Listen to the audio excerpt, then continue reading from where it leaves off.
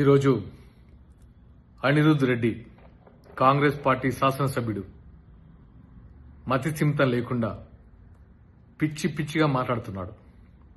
ఈయన శాసనసభ్యుడు అన్నాడు కూడా నాకు మనసు రావట్లేదు. అసలు ఈయన ఎమ్మెల్యే ఎలా అయ్యారో కూడా అర్థం కావట్లేదు.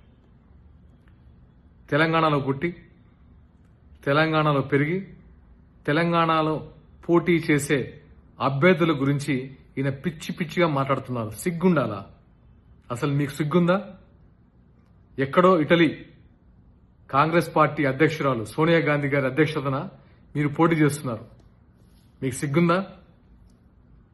ఒకసారి ఆలోచించుకోండి. మీకు రాజ్యాంగ విలువలు, ప్రజాస్వామ్యం తెలియకుండానే ఎమ్మెల్యే అయిపోయారు. ఎవరు ఎక్కడి నుంచి అయినా పోటీ చేయొచ్చు ఆ మాత్రం తెలియకుండా ఎమ్మెల్యే అయిపోయారు. మేము తెలంగాణలో 336 మందికి, బడుగు బలహీన వర్గాలు, అతి సామాన్యులకి, పోరాట స్ఫూర్తి ఉన్న వాళ్ళకి, హక్కుల కోసం పోరాడే వాళ్ళకి టికెట్లు ఇచ్చాం. మీరు ఎలాంటి వాళ్ళకి ఇచ్చారో మీకే తెలుసు. ఆర్థికంగా లేకపోయినా గుండె ధైర్యంతో పోరాడుతున్నారు జనసేన కార్యకర్తలు. ఇక్కడ పవన్ కళ్యాణ్ గురించి మాట్లాడే అర్హత నీకుందా? నీ జీవితంలో ఎప్పుడైనా నీ స్వంత మనీ తీసి నీ నియోజకవర్గ ప్రజలకు ఇచ్చావా? పవన్ కళ్యాణ్ గారు పదవిలో ఉన్నా లేకపోయినా సరే ఆయన స్వంత మనిని, కుటుంబాన్ని పక్కన పెట్టి సరి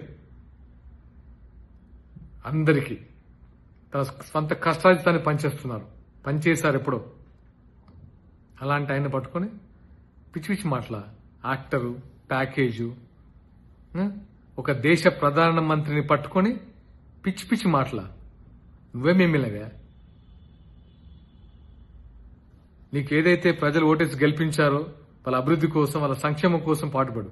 అంతేగాని ఇలా పిచ్చి పిచ్చి మాటలు మాట్లాడి ఈ ఎమ్మెల్యేకి పదవికి ఉన్న గౌరవాన్ని తగ్గించరు. నీ వల్ల మిగతా ఎమ్మెల్యే కూడా చెడ్డ పేరు వస్తుంది.